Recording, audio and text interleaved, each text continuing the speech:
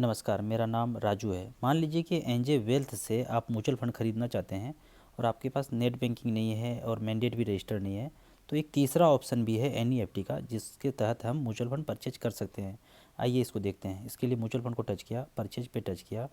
Purchase में जाने के बाद यहाँ पे 3 ऑप्शन है। व्यू ऑल फंड ऊपर में, माई पोर्टफोलियो मतलब जो हमने परचेज कर किया है वो है। पर हम व्यू ऑल फंड में जाते हैं और मान लीजिए कि हम पराग पारिक फ्लेक्सी कैप खरीदना चाहते हैं। पराग पारिक आ गया, यहाँ पे फ्लेक्सी कैप है। इसी तरह एसबीआई का जो भी कुछ भी परचेज करना चाहते हैं, सर्च में लिखेंगे वो आ जाएगा। लमसम में परचेज करना चाहते हैं, 1 लाख रुपये परचेज करना चाहते हैं, तो हमने 1 लाख रुपया लिखा, 1 2 3 4 5। उसके बाद कंटिन्यू किया।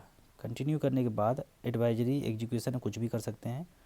आई एक्सेप्ट किया, कंटिन्यू किया। उसके बाद यहाँ पे ऑप्शन है नेट बैंकिंग, वो हमारे पास नहीं है। मान लीजिए नेट बैंकिंग का ऑप्शन, मैंडेट भी रजिस्टर नहीं है, यूपीआई भी नहीं है, और चौथा ऑप्शन है एनईएफटी आरटीजीएस, ये मेरे पास है। इसको हम कर सकते हैं कैसे, तो ये देखते हैं। एक एचडीएफसी का अकाउंट नंबर है, करेंट अकाउंट नंबर, जिसका एफसी कोड लिखा हुआ है एचडीएफसी 000240, और यहाँ पे अकाउंट नंबर लिखा हुआ है एनजे इंडी 154882। ये जो 154882 है, ये हमारा यूजर आईडी है। आपके केस में आपका वाला होगा, मान लीजिए होगा 240345, ये आपका यूजर आईडी हो गया।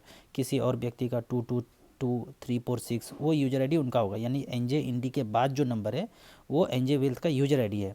और अकाउंट का नाम क्या है, एनजे इंडिया प्राइवेट लिमिटेड। और ये अकाउंट कौन सा है, एचडीएफसी का है, करेंट अकाउंट है जो बॉम्बे में है।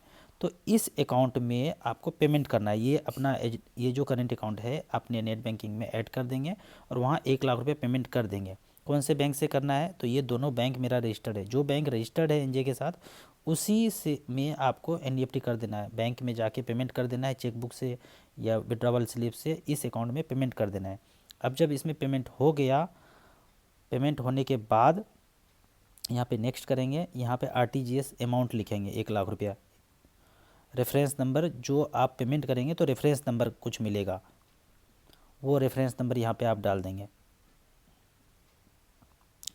ये रेफरेंस नंबर डालते ही कंटिन्यू करेंगे। कंटिन्यू करने के बाद ये पेमेंट आपका हो जाएगा। और इस तरह से एनईएफटी के तहत आप पेमेंट म्यूचुअल फंड में कर सकते हैं। चाहे आपका मैंडेट रजिस्टर्ड हो, नेट बैंकिंग आपके पास नहीं है, तो उस अकाउंट में, उस करेंट अकाउंट में पेमेंट करने के बाद यहाँ पे परचेज कर लेंगे रेफरेंस नंबर के थ्रू। रेफरेंस नंबर कभी कभी नहीं भी याद रहता है, तो आप उस डेट को मेंशन कर देंगे जिस डेट में आपने पेमेंट किया है। मान लीजिए कि 1 जनवरी को पेमेंट किया, तो इस तरह से लिखेंगे 0101212021, 1 जनवरी 2021। ये डेट भी मेंशन कर देंगे तो भी पेमेंट सक्सेस माना जाएगा। या फिर रेफरेंस नंबर मिला है तो वही लिख दीजिए, नहीं तो आज का जो डेट है वो डेट मेंशन कर दीजिए, तो भी ये थ्रू हो जाएगा। Thank you so much.